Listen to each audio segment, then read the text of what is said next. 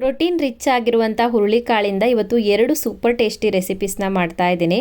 Udupi style ಹುರುಳಿಕಾಳಿನ ಸಾರು ಮತ್ತು simple ಆಗಿರುವಂಥ ಹುರುಳಿಕಾಳಿನ ಪಲ್ಯ ಎರಡೂ ಕೂಡ ತುಂಬಾ ಟೇಸ್ಟಿ ಆಗಿರುತ್ತೆ. ಊಟದ ಜೊತೆ ಫಸ್ಟ್ ಕ್ಲಾಸ್ ಆಗಿರುತ್ತೆ. ಎಲ್ರಿಗೂ ನಮಸ್ಕಾರ, welcome back to Sandhya Shetty's kitchen. ಇವತ್ತಿನ ವಿಡಿಯೋದಲ್ಲಿ ಹುರುಳಿಕಾಳಿನ ಸಾಂಬಾರ್ ಮತ್ತು ಪಲ್ಯನ ಯಾವ ಥರ ಮಾಡೋದಂತ ತೋರಿಸ್ತಾ ಇದ್ದೀನಿ. ನಾನಿಲ್ಲಿ 1 ಕಪ್ ಆಗೋಷ್ಟು ಹುರುಳಿಕಾಳನ್ನು ತೊಗೊಂಡಿದ್ದೀನಿ. ಫಸ್ಟಿಗೆ ಹುರುಳಿಕಾಳನ್ನು ಬೇಯಿಸ್ಕೊಳ್ಬೇಕು. ಬೇಯಿಸೋದಕ್ಕಿಂತ ಮುಂಚೆ 1-2 ಸಲ ಚೆನ್ನಾಗಿ ತೊಳಿಬೇಕು. ಹುರುಳಿಕಾಳನ್ನು ಕುಕ್ಕರ್ಗೆ ಹಾಕಿಬಿಟ್ಟು ಚೆನ್ನಾಗಿ ತೊಳ್ಕೊಳ್ತಾ ಇದ್ದೀನಿ. ತೊಳೆದ್ಬಿಟ್ಟು ನೀರನ್ನು ಬಸಿದ್ಬಿಟ್ಟು ಇವಾಗ ಬೇಯಿಸೋದಕ್ಕೆ 6 ಲೋಟ ಆಗೋಷ್ಟು ನೀರು ಹಾಕ್ಕೊಳ್ತಾ ಇದ್ದೀನಿ. ನೀರು ಸ್ವಲ್ಪ ಜಾಸ್ತಿನೇ ಬೇಕಾಗತ್ತೆ. ಇಲ್ಲಿ ನೀರು ಇಂಗಬಾರ್ದು. ಹುರುಳಿಕಾಳು ಬೆಂದಿರುವಂಥ ನೀರಿಂದಲೇ ನಾವು ಸಾರನ್ನು ಮಾಡ್ತೀವಿ. ಹಾಗಾಗಿ ಸ್ವಲ್ಪ ನೀರನ್ನು ಜಾಸ್ತಿ ಹಾಕಿಬಿಟ್ಟು ಕುಕ್ಕರ್ನ ಕ್ಲೋಸ್ ಮಾಡಿಬಿಟ್ಟು 5 ವಿಷಿಲ್ ಕೂಗಿಸ್ಕೊಳ್ಬೇಕು. ಸ್ವಲ್ಪ ಮೆತ್ತಗೆ ಬೇಯಿಸ್ಕೊಳ್ಬೇಕಾಗತ್ತೆ ಹುರುಳಿಕಾಳನ್ನು. ಹಾಗಾಗಿ 5 ವಿಷಿಲ್ ಕೂಗಿಸ್ಕೊಳ್ಬೇಕು. 5 ವಿಷಿಲ್ ಕೂಗಿಸ್ಕೊಂಡು ಸ್ಟೀಮ್ ಎಲ್ಲ ಹೊರಗಡೆ ಹೋದ ನಂತರ ಚೆಕ್ ಮಾಡ್ಕೊಳ್ತಾ ಇದ್ದೀನಿ. ಪರ್ಫೆಕ್ಟಾಗಿ ಬೆಂದಿದೆ.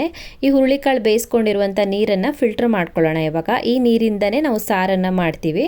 ಮತ್ತು ಉಳಿದಿರುವಂಥ ಹುರುಳಿಕಾಳಿಂದ ಪಲ್ಯನ ಮಾಡ್ಕೊಳ್ಳೋಣ. ಈ ಥರ ಮಾಡೋದ್ರಿಂದ ಹುರುಳಿಕಾಳು ಸ್ವಲ್ಪನೂ ವೇಸ್ಟ್ ಆಗೋದಿಲ್ಲ, ರುಚಿನೂ ಚೆನ್ನಾಗಿರುತ್ತೆ. ಸೊ ನೀರನ್ನು ಫಿಲ್ಟರ್ ಮಾಡಿ ಸಪ್ರೇಟಾಗಿ ಎತ್ತಿಟ್ಕೊಳ್ಳಿ. ಅಷ್ಟರಲ್ಲಿ ನಾವು ಮಸಾಲೆ ರೆಡಿ ಮಾಡ್ಕೊಳ್ಳೋಣ. ಮಸಾಲೆ ಹುರ್ಕೊಳ್ಳೋದಕ್ಕೆ ಒಂದು ಫ್ರೈಯಿಂಗ್ ಪ್ಯಾನ್ನ ಕಾಯಿಸಿ 1 ಟೇಬಲ್ ಸ್ಪೂನ್ ಆಗೋಷ್ಟು ಎಣ್ಣೆ ಹಾಕ್ಕೊಂಡಿದ್ದೀನಿ. ನಾನಿಲ್ಲಿ ತೆಂಗಿನ ಎಣ್ಣೆ ಯೂಸ್ ಮಾಡ್ತಾ ಇದ್ದೀನಿ. 1 ಚಮಚ ಎಣ್ಣೆ ಹಾಕ್ಕೊಂಡು ಎಣ್ಣೆ ಕಾದ ನಂತರ 4 ಬ್ಯಾಡಗಿ ಮೆಣಸನ್ನು ಹಾಕ್ಕೊಂಡಿದ್ದೀನಿ. ಬ್ಯಾಡಗಿ ಮೆಣಸನ್ನು ಸ್ವಲ್ಪ ಹೊತ್ತು ಫ್ರೈ ಮಾಡ್ಕೊಳ್ಬೇಕು. ಉರಿನ ಮೀಡಿಯಮ್ ಫ್ಲೇಮಲ್ಲಿ ಇಟ್ಕೊಳ್ಳಿ. ಉರಿನ ಮೀಡಿಯಮ್ ಫ್ಲೇಮಲ್ಲಿ ಇಟ್ಕೊಂಡು 1-2 ನಿಮಿಷ ಹುರ್ಕೋಬೇಕು. ನಂತರ ಅದೇ ಪಾತ್ರೆಗೆ 1 ಟೇಬಲ್ ಸ್ಪೂನ್ ಆಗೋಷ್ಟು ಧನಿಯಾ ಕಾಳನ್ನು ಹಾಕ್ಕೊಳ್ಬೇಕು. 1/4 ಟೇಬಲ್ ಸ್ಪೂನ್ ಆಗೋಷ್ಟು ಜೀರಿಗೆನ ಹಾಕ್ಕೊಳ್ಬೇಕು. ಮತ್ತು 1/4 ಟೀ ಸ್ಪೂನ್ ಆಗೋಷ್ಟು ಕಾಳುಮೆಣಸನ್ನು ಹಾಕ್ಕೊಳ್ಬೇಕು. ಕಾಳುಮೆಣಸು ಜಾಸ್ತಿ ಬೇಡ, ಸ್ವಲ್ಪ ಹಾಕ್ಕೊಳ್ಳಿ.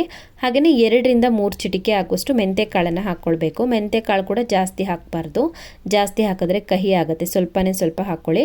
ಹಾಗೆಯೇ ಒಂದು 5-6 ಕರಿಬೇವಿನ ಎಲೆಗಳನ್ನು ಹಾಕ್ಕೊಳ್ತಾ ಇದ್ದೀನಿ. ಕರಿಬೇವನ್ನು ಈ ಥರ ಫ್ರೈ ಮಾಡುವಾಗ ಹಾಕ್ಕೊಳ್ಳೋದ್ರಿಂದ ಫ್ಲೇವರ್ ತುಂಬಾ ಚೆನ್ನಾಗಿ ಕೊಡುತ್ತೆ. ಜಾಸ್ತಿ ಬೇಡ, ಒಂದು 5-6 ಎಲೆ ಹಾಕ್ಕೊಳ್ಳಿ, ಸಾಕಾಗುತ್ತೆ. ಮತ್ತು ಹುರ್ಕೊಳ್ಳೋಣ. ಇದನ್ನು ಉರಿ ಮೀಡಿಯಮ್ ಫ್ಲೇಮಲ್ಲಿನೇ ಇರಲಿ. ಮೀಡಿಯಮ್ ಫ್ಲೇಮಲ್ಲಿ ಮತ್ತೆ ಒಂದು 2-3 ನಿಮಿಷದವರೆಗೂ ಹುರ್ಕೊಳ್ಬೇಕು. ಸೊ ಮಸಾಲೆ ಐಟಮ್ಸ್ ಎಲ್ಲ ಫ್ರೈ ಆಗಿಬಿಟ್ಟು ಪೂರ್ತಿಯಾಗಿ ತಣಿಬೇಕು. ಪೂರ್ತಿಯಾಗಿ ತಣದ ನಂತರನೇ ರುಬ್ಬೋದಕ್ಕೆ ಹಾಕಬೇಕು. ತಣದಿದೆ ಇದು, ರುಬ್ಬೋದಕ್ಕೆ ಮಿಕ್ಸಿಗೆ ಹಾಕ್ಕೊಳ್ತಾ ಇದ್ದೀನಿ. ಹಾಗೆಯೇ ಇದಕ್ಕೆ 1/2 ಕಪ್ ಆಗೋಷ್ಟು ತೆಂಗಿನಕಾಯಿ ತುರಿ ಹಾಕ್ಕೊಳ್ತಾ ಇದ್ದೀನಿ. ತೆಂಗಿನಕಾಯಿ ತುರಿನ ಜಾಸ್ತಿ ಹಾಕಬಾರ್ದು, 1/2 ಕಪ್ ಆಗೋಷ್ಟು ಹಾಕ್ಕೊಳ್ಳಿ, ಸಾಕಾಗುತ್ತೆ. ಹಾಗೆಯೇ ನಾವು ಬೇಯಿಸಿಟ್ಕೊಂಡಿರುವಂಥ ಹುರುಳಿಕಾಳು ಇದೆಯಲ್ಲ, ಅದರಲ್ಲಿ 3 ಚಮಚ ಆಗುವಷ್ಟು ಹುರುಳಿಕಾಳು ಹಾಕ್ಕೊಳ್ತಾ ಇದ್ದೀನಿ. ಹುರುಳಿಕಾಳು ಈ ಥರ ರುಬ್ಬೋದಕ್ಕೆ ಹಾಕಿದಾಗ ಸಾಂಬಾರು ಸ್ವಲ್ಪ ದಪ್ಪ ಆಗುತ್ತೆ. ಹಾಗೆಯೇ ಇದು ಟೇಸ್ಟ್ ಕೂಡ ಚೆನ್ನಾಗಿ ಕೊಡುತ್ತೆ ಮತ್ತು ಫ್ಲೇವರ್ ಕೂಡ ಚೆನ್ನಾಗಿ ಕೊಡುತ್ತೆ. ಸೊ ಇದಕ್ಕೆ ಇವಾಗ ಸ್ವಲ್ಪನೇ ನೀರನ್ನು ಸೇರಿಸ್ಬಿಟ್ಟು ನುಣ್ಣಗೆ ರುಬ್ಕೊಳ್ಳೋಣ. ರುಬ್ಬಿ ಆಗಿದೆ. ನಾವು ಫಿಲ್ಟ್ರ್ ಮಾಡಿ ಇಟ್ಕೊಂಡಿರುವಂಥ ಹುರುಳಿಕಾಳಿನ ನೀರೇನಿದೆ ಅದಕ್ಕೆ ಇವಾಗ ಮಸಾಲೆ ಹಾಕ್ಕೊಳ್ಳೋಣ. 1/4 ಕಪ್ ಆಗೋಷ್ಟು ಹುಣಸೆ ಹಣ್ಣಿನ ರಸ ಹಾಕ್ಕೊಳ್ತಾ ಇದ್ದೀನಿ. ಹುಳಿಗೆ ಸ್ವಲ್ಪ ಬೆಲ್ಲ ಹಾಕ್ಕೊಳ್ಬೇಕು. ಈ ಥರ ಸಾರಿಗೆ ಹುಳಿ ಹಾಕ್ತೀವಂದರೆ ಸ್ವಲ್ಪನಾದರೂ ಬೆಲ್ಲ ಹಾಕಲೇಬೇಕು, ಇಲ್ಲಾಂದರೆ ಟೇಸ್ಟ್ ಚೆನ್ನಾಗಿ ಬರಲ್ಲ. 1-2 ಚಮಚದವರೆಗೂ ಬೆಲ್ಲ ಹಾಕ್ಕೊಳ್ಬೋದು. 1/4 ಚಮಚ ಆಗೋಷ್ಟು ಅರಿಶಿನದ ಪುಡಿ ಹಾಕ್ಕೊಳ್ತಾ ಇದ್ದೀನಿ. ಬೇಕಿದ್ರೆ ಮಸಾಲೆ ರುಬ್ಬೋವಾಗಲೇ ಅರಿಶಿನ ಹಾಕ್ಕೊಳ್ಬೋದು. ನಾನು ಇವಾಗ ಹಾಕ್ಕೊಳ್ತಾ ಇದ್ದೀನಿ. ಯಾವ ಥರ ಆದರೂ ಪರವಾಗಿಲ್ಲ.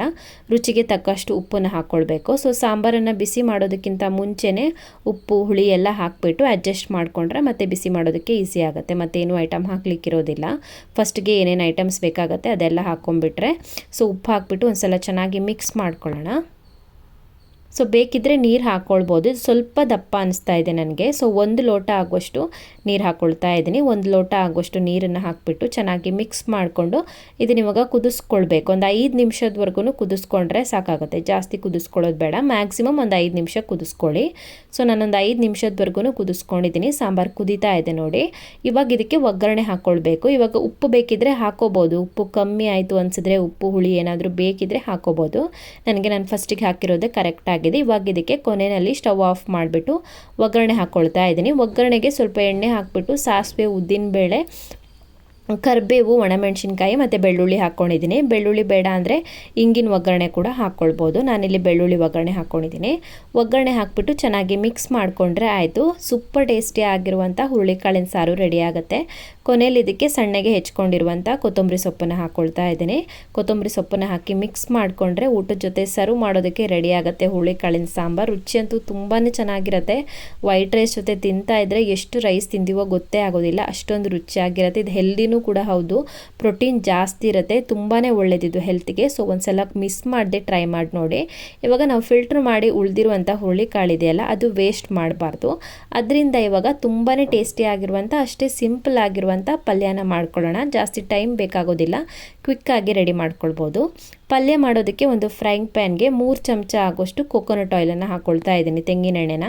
ಬೇರೆ ಎಣ್ಣೆ ಆದ್ರೂ ಪರವಾಗಿಲ್ಲ. ಇವಾಗ ಇದಕ್ಕೆ ಸ್ವಲ್ಪ ಕರಿಬೇವಿನ ಎಲೆಗಳನ್ನು ಹಾಕ್ಕೊಳ್ತಾ ಇದ್ದೀನಿ.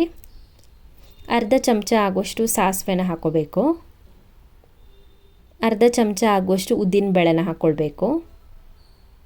ಅರ್ಧ ಚಮಚ ಆಗುವಷ್ಟು ಕಡಲೆಬೇಳೆ. ಸಾಸಿವೆ, ಉದ್ದಿನಬೇಳೆ ಮತ್ತು ಕಡಲೆಬೇಳೆನ ಹಾಕ್ಕೊಳ್ಳಿ ಒಗ್ಗರಣೆಗೆ.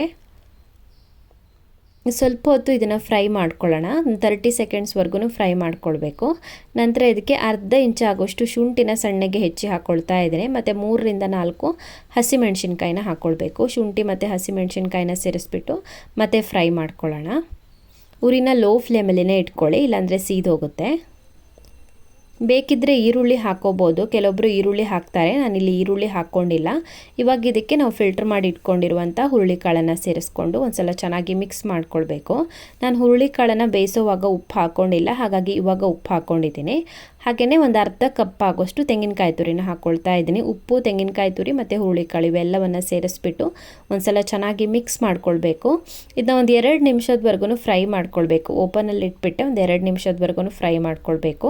2 ನಿಮಿಷ ಫ್ರೈ ಮಾಡ್ಕೊಂಡ ನಂತರ ಮುಚ್ಚಿಬಿಟ್ಟು ಸ್ವಲ್ಪ ಹೊತ್ತು ಬೇಯಿಸ್ಕೊಳ್ಬೇಕಾಗುತ್ತೆ. ಫ್ಲೇವರ್ ಎಲ್ಲ ಮಿಕ್ಸ್ ಆಗುತ್ತೆ. ಅವಾಗ ಮುಚ್ಚಿಬಿಟ್ಟು ಲೋ ಫ್ಲೇಮಲ್ಲಿ ಒಂದು 5 ನಿಮಿಷದವರೆಗೂ ಮುಚ್ಚಿ ಬೇಯಿಸ್ಕೊಂಡ್ರೆ ರೆಡಿ ಆಗಿಬಿಡುತ್ತೆ. ಇದು ಸ್ವಲ್ಪ ಅರಿಶಿನದ ಪುಡಿ ಕೂಡ ಹಾಕ್ಕೊಂಡಿದ್ದೀನಿ, ಬೇಕಿದ್ದರೆ ಹಾಕ್ಕೋಬೋದು. ಮುಚ್ಚಿ ಒಂದು 5 ನಿಮಿಷದವರೆಗೂ ಬೇಯಿಸ್ಕೊಂಡ್ರೆ ಆಯಿತು. ತುಂಬಾ ಟೇಸ್ಟಿ ಹಾಗೆಯೇ ಸಿಂಪಲ್ ಆಗಿರುವಂಥ ಹುರುಳಿಕಾಳಿನ ಪಲ್ಯ ರೆಡಿ ಆಗುತ್ತೆ. ಒಂದ್ಸಲ ಹಾಗೆಯೇ ಮಿಕ್ಸ್ ಮಾಡ್ಕೊಳ್ಳಿ. ಇವಾಗ ಇದಕ್ಕೆ ಸ್ವಲ್ಪ ನಿಂಬೆ ರಸ ಹಾಕ್ಕೊಳ್ತಾ ಇದ್ದೀನಿ. ಹುಳಿಗೆ ಒಂದು ಸಣ್ಣ ನಿಂಬೆಹಣ್ಣಲ್ಲಿ ಅರ್ಧ ನಿಂಬೆಹಣ್ಣನ್ನು ಹಿಂಡ್ಕೊಳ್ತಾ ಇದ್ದೀನಿ. ಬೇಕಿದ್ರೆ ಹಾಕೋಬೋದು, ಕೆಲವೊಬ್ಬರು ಹಾಗೆಯೇ ಇಷ್ಟಪಡ್ತಾರೆ. ಹುಳಿ ಫ್ಲೇವರ್ ಬೇಡ ಅನಿಸಿದ್ರೆ ಹಾಗೆಯೇ ತಿನ್ಬೋದು, ಹಾಗೇನೂ ಚೆನ್ನಾಗಿರುತ್ತೆ. ಸೊ ನಾನೊಂದು ಅರ್ಧ ನಿಂಬೆಹಣ್ಣನ್ನು ಹಿಂಡ್ಕೊಂಡಿದ್ದೀನಿ.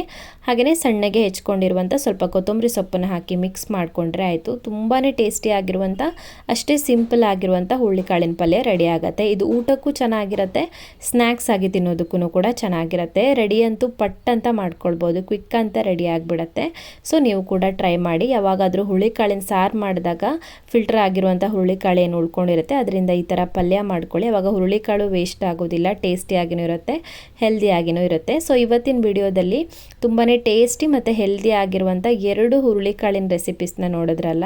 ಉಡುಪಿ ಸ್ಟೈಲ್ ಹುರುಳಿಕಾಳಿನ ಸಾರು ಮತ್ತು ಸಿಂಪಲ್ ಆಗಿರುವಂಥ ಹುರುಳಿಕಾಳಿನ ಪಲ್ಯನ. ಈ ವಿಡಿಯೋ ನಿಮಗೆ ಇಷ್ಟ ಆಗಿದ್ರೆ ವಿಡಿಯೋಗೊಂದು ಲೈಕ್ ಕೊಡಿ, ಹಾಗೆಯೇ ಕಮೆಂಟಲ್ಲಿ ತಿಳಿಸಿ ಹೇಗಿದೆ ಅಂತ.